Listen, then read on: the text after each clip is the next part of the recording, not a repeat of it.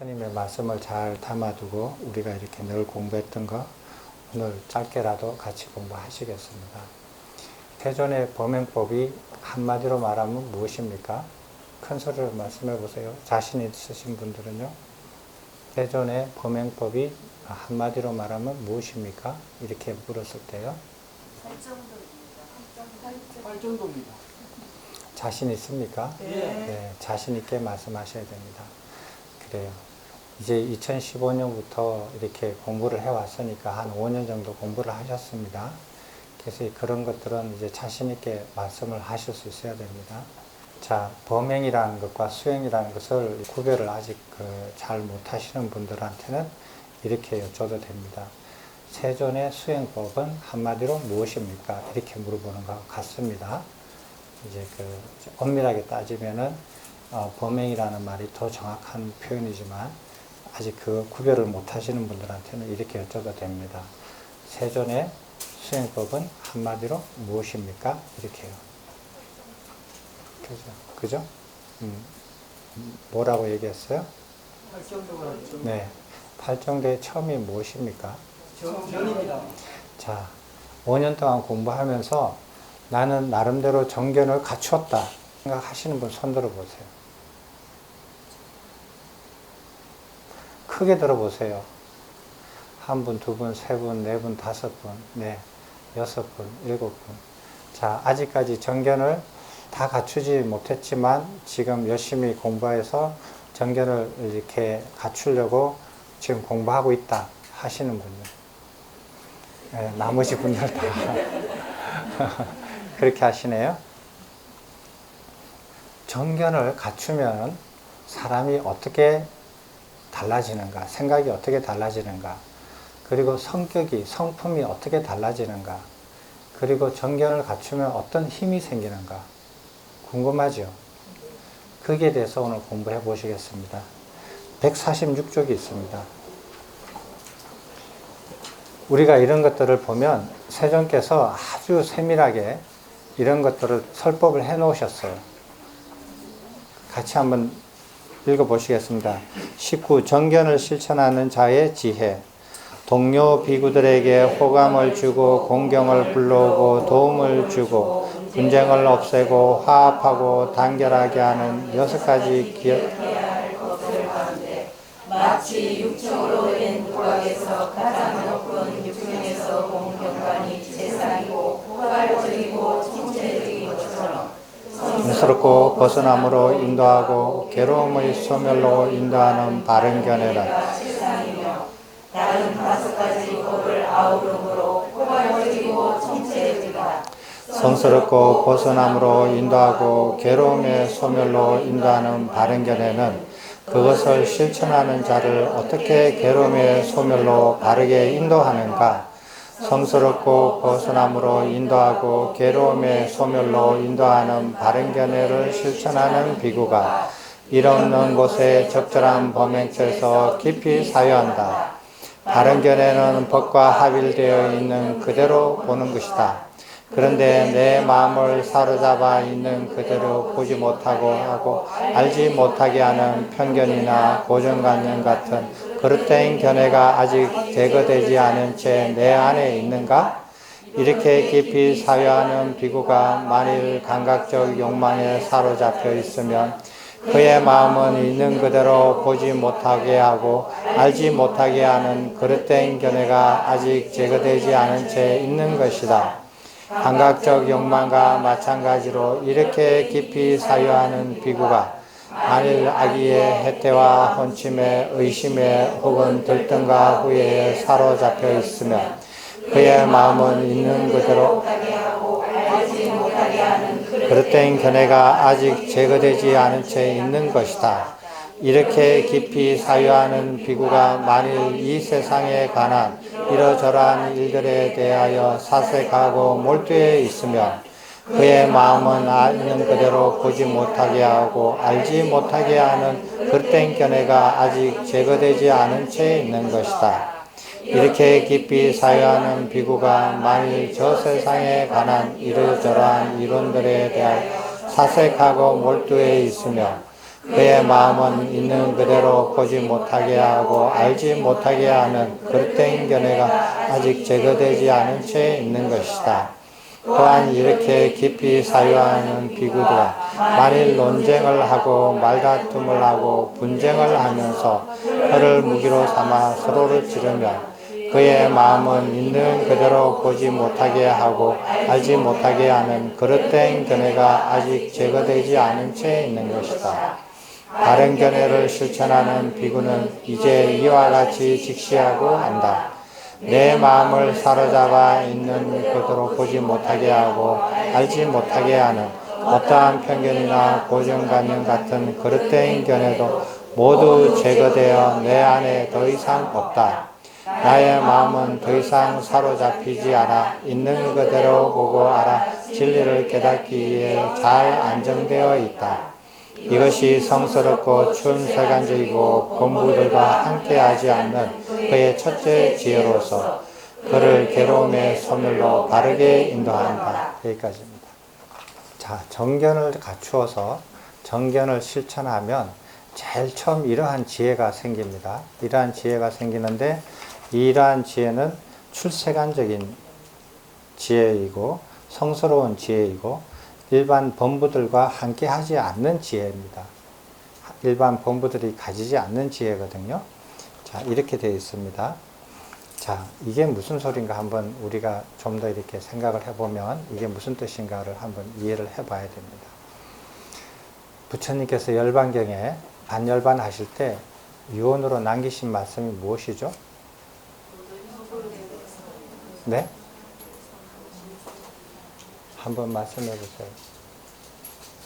법을 계시하고 기하면서 법을 선물 삼고 다른 사람의 가르침이나 사람의 가르침이나 사람의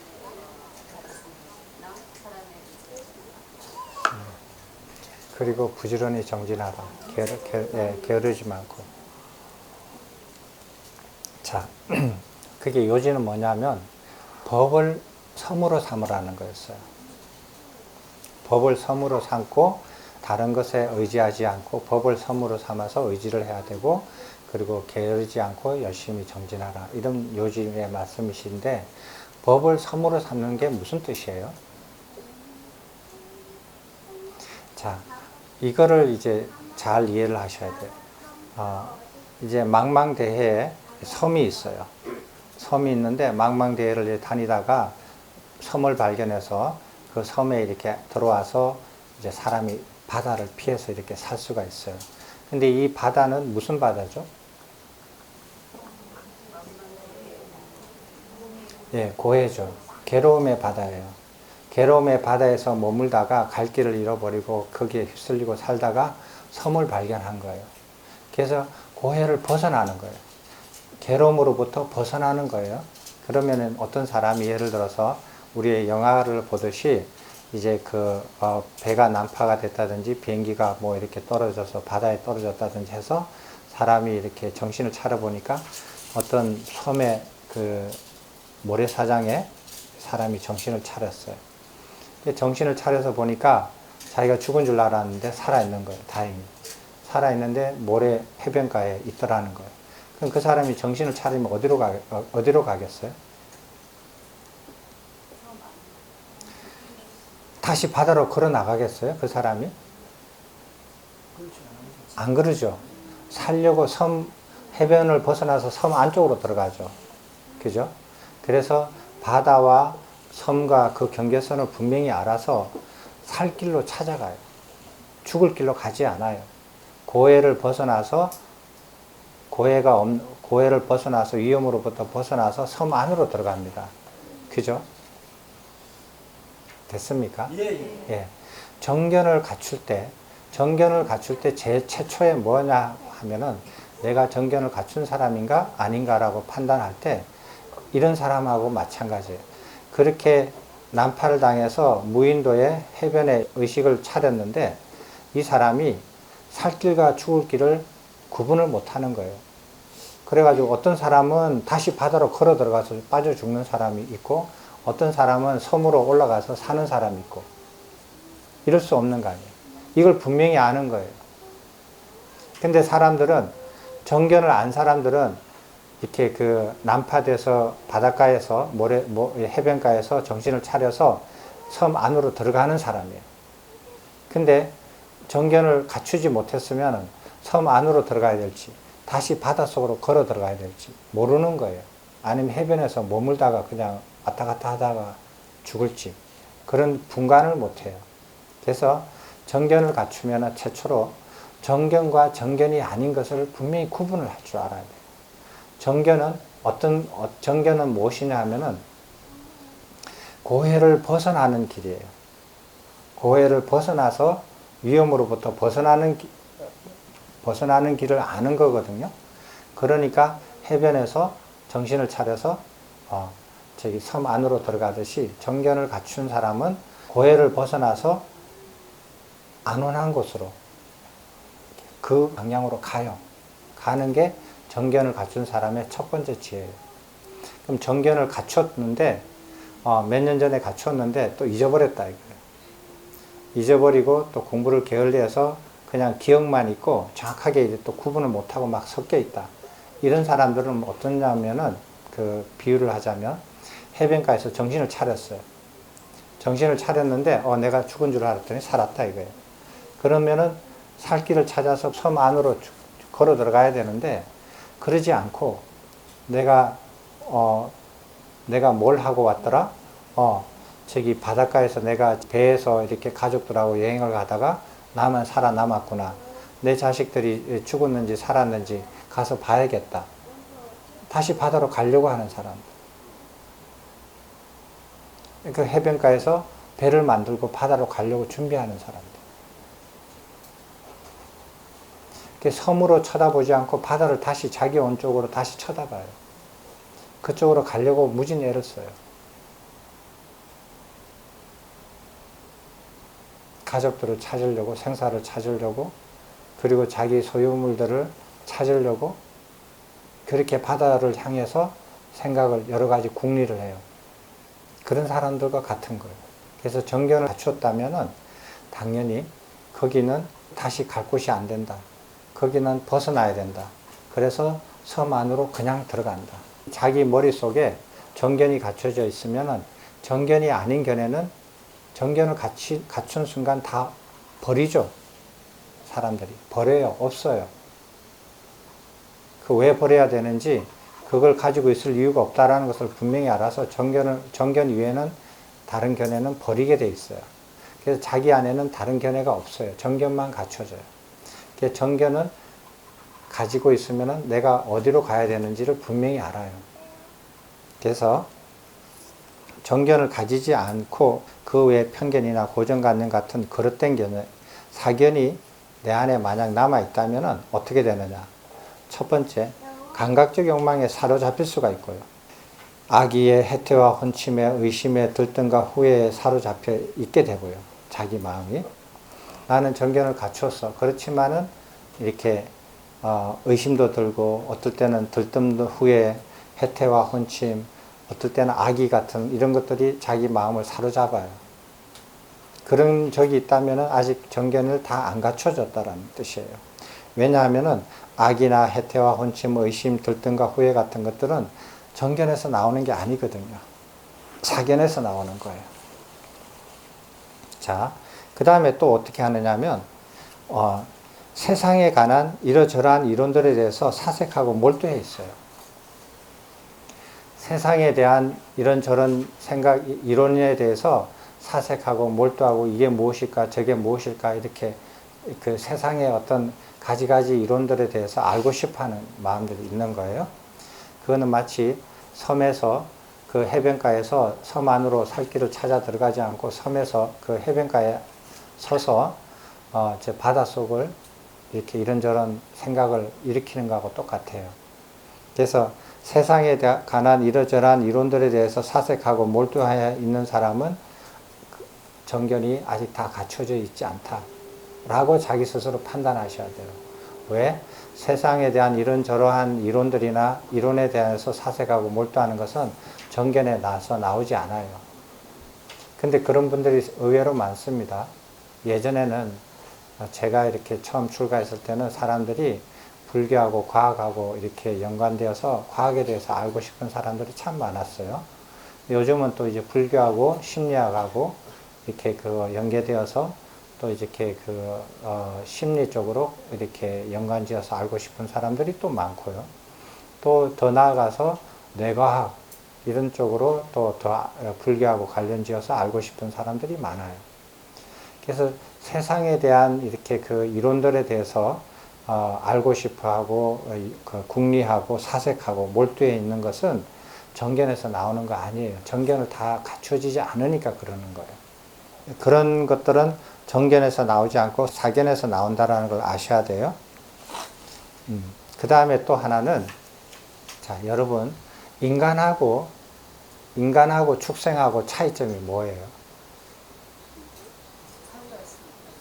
네? 축생 중에 하나 차이가 뭐냐면, 자, 인간도 살생을 합니다.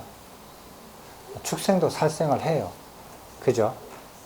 분명히 합니다. 인간은 또 이렇게 많이 하거나 빈도수가 많거나 작거나 차이는 있지만 근본적으로 하긴 똑같이 해요.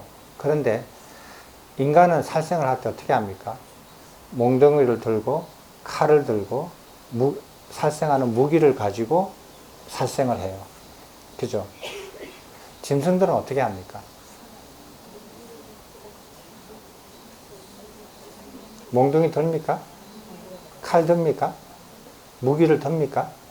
안 들죠. 축생들은 살생을 할 때 어떻게 합니까?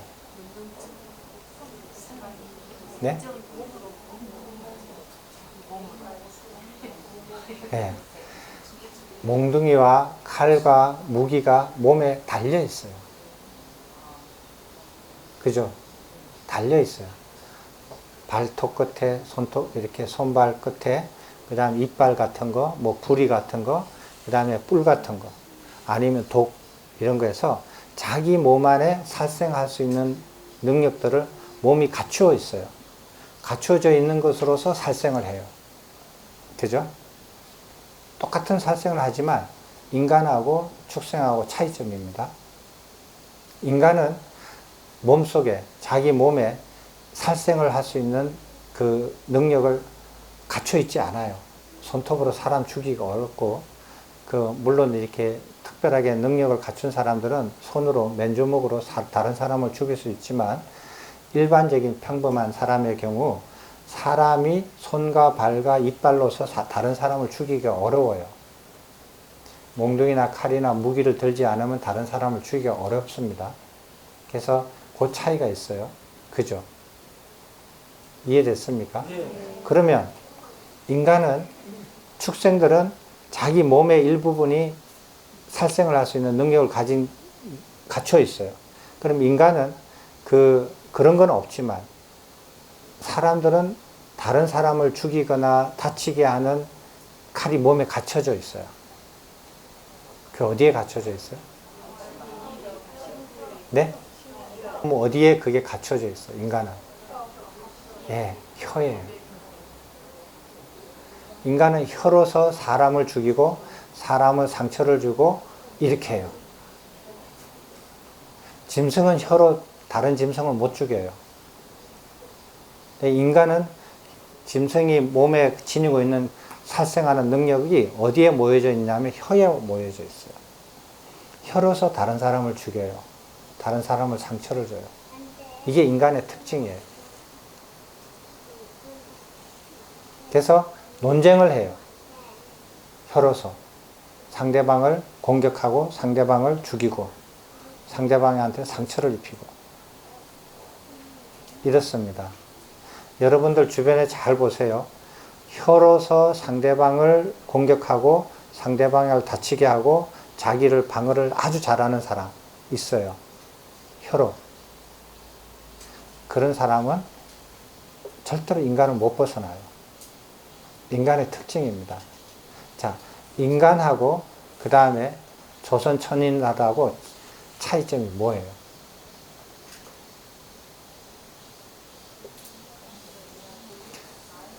혀의 칼 기능이 완전히 없어지죠. 그죠? 조선 천인들은 거기도 혀가 있고 입이 있고 눈이 있고 다 있어요. 인간들처럼. 있지만은 혀가 가지고 있는 기능, 인간이 가지고 있는 기능 중에서 혀로서 사람을 다치게 하고 죽게 하고 공격하는 그 기능이 완전히 없어요. 그러니까 축생과 인간과 그 다음에 수행을 해서 욕계 천상 사람들도 마찬가지지만 그보다 조금 더 초선 천인하고 비교를 하면 차이점을 훨씬 알 수 있어요. 축생과 인간의 차이점이 명료하듯이 인간과 초선 천인의 차이점도 분명히 알아요. 그래서 혀로서 상대를 공격하고 다치게 하고 죽이는 그런 기능이 완전히 없어요. 거기에는. 이해됐습니까? 네. 그래서 잡담을 하지 말라고 하는 거예요. 선법계에서. 잡담을 하지 말라. 나쁜 말 하지 말라. 인간이면 누구나 가지고 있는 혀를 칼로 표현하잖아요. 혀의 기능을 그것을 완전히 통제를 하지 않으면 그 인간을 벗어나기 어렵다라는 거예요. 그 차이점을 아셔야 됩니다. 그래서 여러분들 이렇게 주변 도반들 중에서 혀로서 상대를 공격하고 상대를 다치게 하고 상대를 죽이게 하고 죽이게까지는 좀 덜 하겠지만 인간들도 그런 것 좀 그 타성이 생겨가지고 혀로서 잘 안 죽지만 그래도 어린애들은 사춘기 있는 애들은 죽을 수도 있거든요. 혀로서. 그래서 그런 도반들이 있으면 그런 도반들은 저 도반은 아무리 지가 공부 열심히 하고 참선 열심히 한다 하더라도 절대로 인간 못 벗어난다. 저런 도반은 멀리하자. 가까이 해야 할 좋은 도반이 아니구나 라고 아셔야 돼요. 그런 도반은 멀리 하십시오. 그 사람은 아무리 공부 열심히 하고 뭐 이렇게 수행을 많이 한다고 하더라도 인간의 특징을 벗어나지 않는다면 인간으로 다시 태어나서 살 가능성이 커요. 짐승이 아무리 자기가 인간으로 태어나고 싶다 하더라도 자기가 몸에 장착되어 있는 살생하는 그거를 즐기고 자주 쓰고 기능을 발휘를 자꾸 하면서 그것을 좋아한다면 자기가 인간으로 태어난다고 하고 싶다라는 것과 자기가 즐기는 것과 이거는 서로 반대 방향으로 가는 거거든요. 그러니까 하나는 성취가 안 되는 거예요. 인간도 마찬가지예요. 그래서 여러분들 절대로 혀를 무기로 삼아서 혀를 칼로 삼아서 도반들이나 주변 사람들한테 마음의 상처를 주거나 공격하거나 이렇게 하지 말라는 거예요. 그러는 것들이 있으면은 그 사람은 정견이 갖춰지지 않았다. 왜? 정견을 갖춘 사람은 혀를 칼로 절대로 안 쓴다. 잡담하지 않는다. 나쁜 말 하지 않는다. 왜? 선법계를 지켜야 되니까. 됐습니까? 이게 그래서 정견을 갖춘 사람은 사견이 가지고 있지 않다. 머릿속에서. 그래서 사견을 바탕으로 하는 행위 행동을 안 한다. 안 한다는 거예요. 감각적 욕망에 빠져 있지 않고 그 다음에 세상의 여러 가지 이론들에 대해서 알고 싶어하고 궁리하고 사색하고 그런 짓 안 한다라는 거예요. 그거는 사견이 사견을 키워가는 작용이거든요. 그러니까 안 하죠. 사견이 없으니까. 그리고 혀를 칼로 삼아서 휘두르지 않는다. 됐습니까? 이게 이제 이런 것을 안 해요. 그러면은 인간으로서 사는 것에 익숙한 사람들은 나는 칼을 막 휘두르는데 혀에 칼을 막 휘두르는데 저쪽 사람은 가만히 있는 거예요. 저 재밌다. 계속 휘둘러 버려요. 저 사람은 방어하는 능력이 없구나. 내 마음대로 그냥 저 사람을 공격해도 뭐 돌아오는 거 하나도 없으니까 내가 하고 싶을 때 언제든지 해도 좋겠구나. 그렇게 생각하시고 하시면은 인간 세상 살기는 고달프겠죠. 왜? 그런 사람들이 자꾸 혀의 칼로서 나를 공격하니까. 그러면 피해야죠. 그런 사람은 피하고 안 만나겠죠. 만날 필요가 없죠. 그런데 자기는 그 상대를 보고 그렇게 혀의 칼로서 상대를 공격하지만 상대가 그 피하잖아요. 그렇다고 해서 그것도 계속 그렇게 하게 되면, 혀의 칼을 휘두르게 되면 그게 반드시 자기한테 되돌아와요. 조심해서 하셔야 돼요. 그런 경우는 이제 여러분들도 아마 많이 겪어보신 분들도 있으실 거예요. 그래서 정견을 갖추면 최초의 첫 번째 견해가 뭐냐면, 자기 머릿속에 정견만 있고 사견은 없다. 사견을 바탕으로 해서 일어나는 행위 행동을 안 한다라는 거예요. 근데 어떤 사람이 사견을 바탕으로 하는 행위 행동을 하는 거 딱 보면, 저 사람은 자기는 정견을 갖췄다고 손을 드는데 보니까 아직까지 사견이 다 안 떨어졌다. 사견이 다 안 떨어졌다면 정견이 다 안 갖춰졌다는 말하고 똑같아요. 그죠? 그래서 어떤 사람이 해변가에서 의식을 차렸는데, 이 사람이 자기가 살아남은 것을 보고 섬의 안쪽으로 걸어 들어가면 저 사람은 정신을 제대로 차렸구나. 정신을 차리고 목숨을 연명하겠구나. 바다의 위험으로부터 벗어나겠구나 라고 알 수 있지만, 그 사람이 해변가에 왔다 갔다 하든지 바다에 들어갔다 나왔다 한다든지 이러면은 저 사람은 정신을 차렸지만 목숨을 유지하기가 어렵겠구나 라고 판단하는 거예요. 옆에서 보면.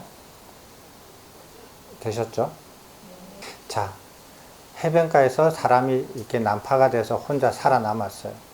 근데 자기 가족들이 죽었는지 아닌지, 아들이 죽었는지 살았는지도 모른 채, 그러면은 바닷가로 돌아가가지고 그걸 확인하러 가야겠어요? 그게 현명한 겁니까? 그런 건 다시 한번 얘기할 기회가 있어요. 벗어날 수 있을 때 벗어나요. 그건 다시.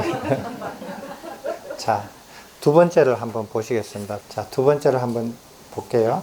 성스럽고 벗어남으로 인도하고 괴로움의 소멸로 인도하는 바른 견해를 실천하는 비구가 일 없는 곳에 적절한 범행처에서 깊이 사유한다. 바른 견해는 법과 합일되어 있는 그대로 보는 것이다. 내가 여태간 바른 견해를 받들고 행하고 닦고 거듭하고 스스로 바른 사띠와 바른 사마띠를 차례로 얻고 스스로 열반에 도달하여 머물게 되는가? 바른 견해를 실천하는 비구는 이제 이와 같이 직시하고 한다. 바른 견해는 법과 합일되어 있는 그대로 보는 것이다. 내가 이러한 바른 견해를 받들어 행하고 닦고 거듭하면 스스로 바른 사띠와 바른 사마띠를 차례로 얻고 스스로 열반에 도달하여 머물게 된다. 이것이 성스럽고 출생한자이고 범부들과 함께하지 않는 그의 둘째 지혜로서 그를 괴로움의 소멸로 바르게 인도한다. 이거는 무슨 소리냐 하면, 정견을 갖췄다라는 뜻이 무엇인가 라는 뜻이에요. 정견을 갖춘 사람의 경우는 이거를 스스로 안다라는 거예요. 내가 정견을 갖췄다. 그럼 어떻게 아느냐? 내가 이렇게 해서 공부해 가면 내가 바른 사띠를 성취하게 되고 바른 사마띠를 성취하게 돼서 결국에는 열반에 이르게 되겠구나 라고 스스로 아는 거예요. 이게 정견을 갖춘 사람이에요. 이게 무슨 소리냐? 정견이 8정도의 처음이잖아요. 그러면 정념과 정정은 7번째, 8번째잖아요. 그러니까 정념의 처음부터 8정도의 처음부터 내가 닦아가서 공부를 해서 시작하면 8정도의 7번째와 8번째도 나중에 성취하게 되어서 그 결과로서 열반에 내 스스로 갈 수 있게 되겠구나라는 걸 내 스스로 알아요. 됐죠? 이게 정견을 갖춘 사람이에요. 근데 와서 물어봐요. 스님, 사띠 어떻게 합니까? 호흡 어떻게 합니까? 이렇게 물어봐요. 그거는 정견을 갖췄다고 할 수 있나요? 못 갖췄죠. 자, 다시 섬으로 돌아갑시다. 섬에서 해변가에서 어떤 사람이 난파당해서 해변가에서 정신을 차렸어요. 정신을 차려보고 이 사람이 섬을 한 바퀴 쭉 이렇게 둘러보고 이제 판단을 해요. 나는 섬의 저 높은 저 고지에 가서 안락한 곳에 가서 물도 있고 바다로부터 떨어져서 거기로 가면 내가 안전하게 살 수 있겠다. 바다의 그 위험에 피해서 더 이상 걱정 없이 안전하게 살 수 있겠다 라고 알아요. 알아서 이제 다 파악을 해서 걸로 천천히 걸어가요. 그렇게 가는 사람이 정견을 갖춘 사람이에요.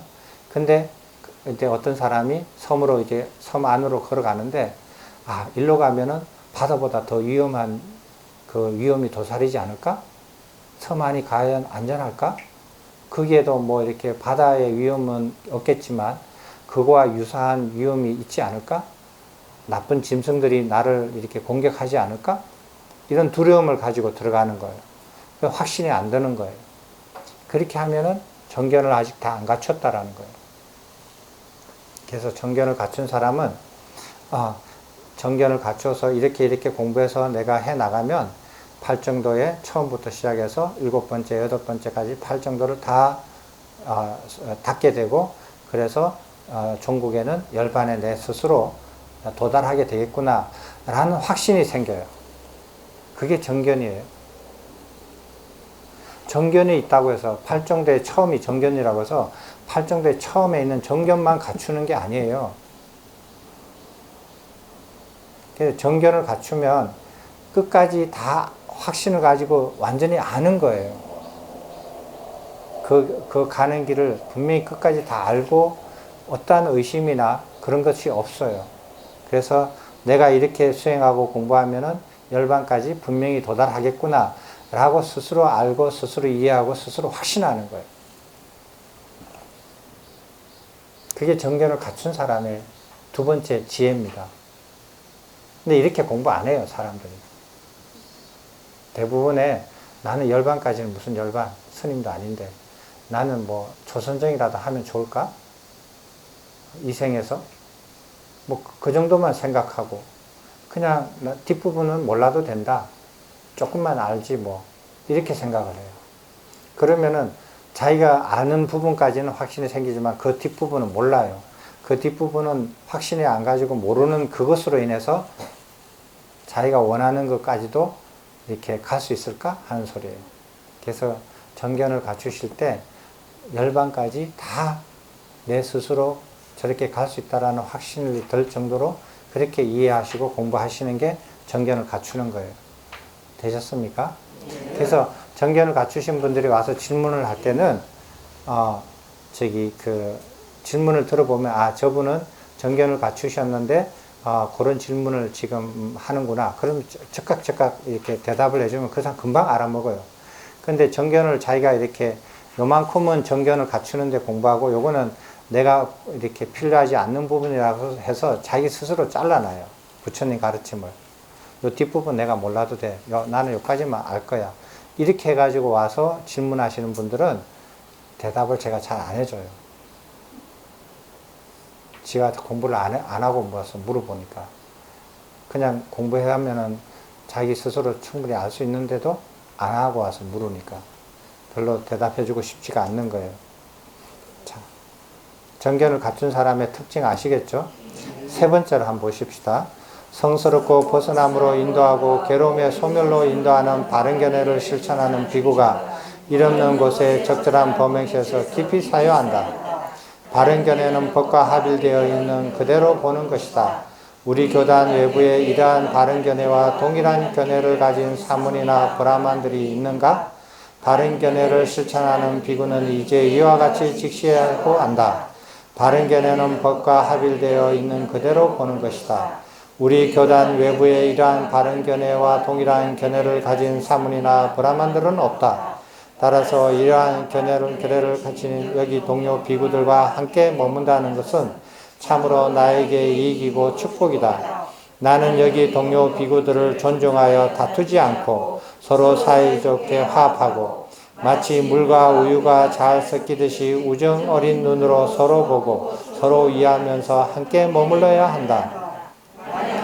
이들과 논쟁을 하고 말다툼을 하고 분쟁하면서 혀를 무기 삼아 서로를 찌른다면 그것은 나를 긴 세월 동안 불이익과 고통으로 인도할 것이다. 이것이 성스럽고 출세간적이고 범부들과 함께하지 않는 그의 셋째 지혜로서 그를 괴로움의 소멸로 바르게 인도한다. 자, 정견을 갖춘 사람의 특징 중에 뭐냐? 지혜 중에서 세 번째가 뭐냐 하면은 정견을 갖춘 사람은 정견을 갖춘 사람을 알아본다라는 거예요. 자, 여러분들이 그 해외 여행 가가지고 아주 이렇게 오지에 한국 사람들이 별로 없는 곳에서 우연하게 한국 사람을 만나보세요. 얼마나 반갑습니까? 그죠?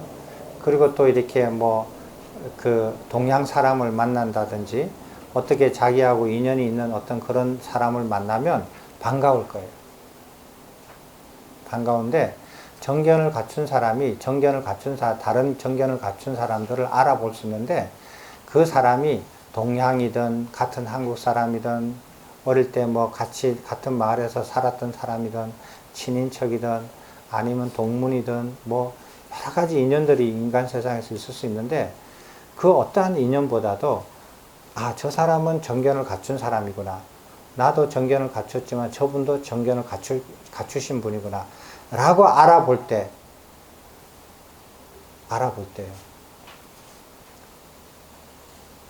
그때 다른 것들이 필요가 없어요.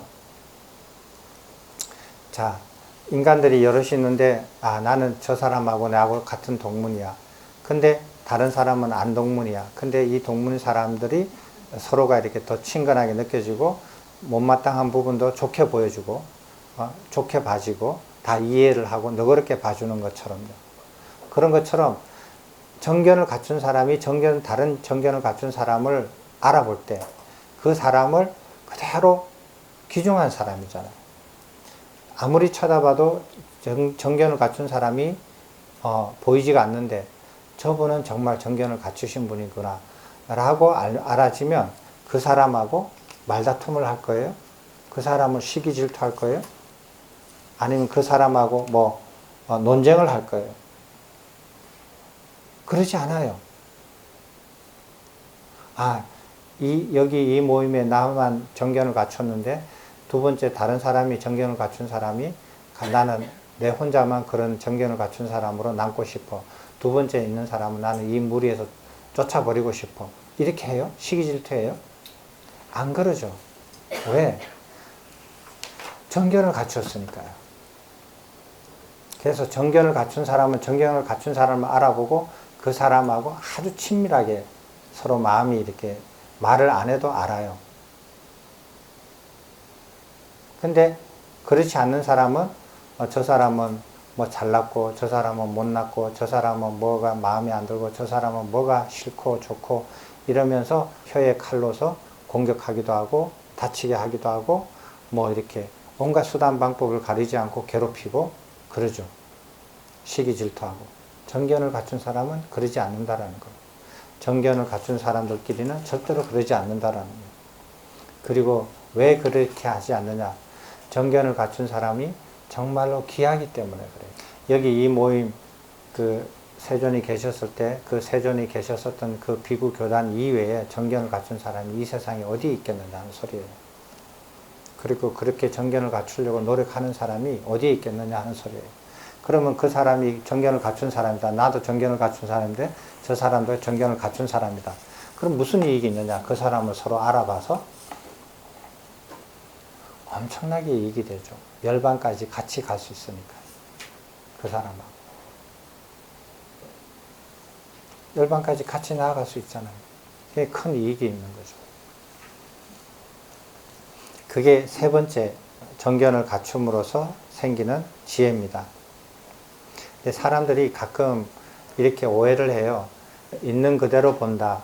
법을 있는 그대로 본다. 그럼 어떤 사람은 자기는 있는 그대로 보고 남은 있는 그대로 안 본다. 이렇게 생각을 하시는 분들이 있거든요. 도인들은 있는 그대로 보고 안도인들은 있는 그대로 안 본다. 이런 뜻이 아니에요. 이런 뜻으로 생각하면 진리를 다룰 수 있는 정신 수준이 아니에요. 그런 사람들은.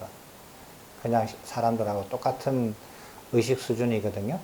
그래서 그렇게 이해하시면 안 돼요. 열반으로 나아가는 길, 팔정도로 해서 그게 도잖아요. 팔정도, 8가지 바른 길, 그게 도인데 그렇게 가서 정견부터 시작해서 8번째 정견까지, 그 다음에 정정까지 8번째까지 가면 그 다음에 열반에 이르는 이 길을 강남대로를 보듯이 뚜렷하게 보는 거예요. 그걸 본다라는 뜻이지 내가 나무를 보고 새를 보고 땅을 보고 뭐 저기 라면을 보고 음식점을 보고 사람 얼굴을 보고 그걸 있는 그대로 보는 거 아니에요. 그런 걸 있는 그대로 본다라는 뜻이 아니에요. 진리를 지금 여기서부터 열반까지 나아갈 수 있는 그 길을 있는 그대로 본다라는 뜻이에요. 보이지 않는 것이지만. 자, 네 번째를 한번 보십시오. 자, 정견을 가지면은 이제 세 가지예요. 자, 자기 속에 사견이 없어진다. 사견이 사라진다. 사견이 사라져서 사견을 기반으로 하는 행위 행동을 안 한다.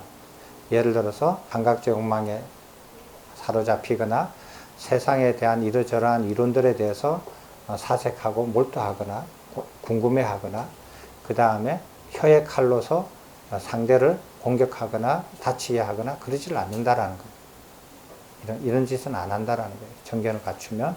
두 번째로 사견이 없어지고, 두 번째로는 열반에 이르는 그 길을 뚜렷이 자기가 보고 안다라는 거예요. 보고 알아서 자기 스스로 갈 수 있다라는 것을 이해하고 확신한다라는 거예요. 그래서 의문이 안 생겨요. 아, 이렇게 하면은 얼마 정도의 노력을 기울여서 얼마 정도의 시간을 지나서 내가 하면은 이런 단계를 밟아서 열반에 내가 이르겠구나 라고 의심하지 않고 확신하고 알 수 있다라는 거예요. 그게 두 번째. 세 번째는 정견을 갖춘 사람을 알아본다는 거예요. 여러분들이 저 사람이 정견을 갖췄나 안 갖췄나 내가 봐도 잘 모르겠죠. 그럼 지가 아직 안 갖춰진 거예요. 그렇잖아요. 자기가 없는 걸 다른 사람이 가졌는지 안 가졌는지 어떻게 판단해요? 모르죠. 그죠? 그래서 이 세 가지가 이제 정견을 갖춘 사람의 이게 그 의식의 차이예요. 이제 이해하셨죠? 이 세 가지를 보고 다시 한번 손들어 보세요.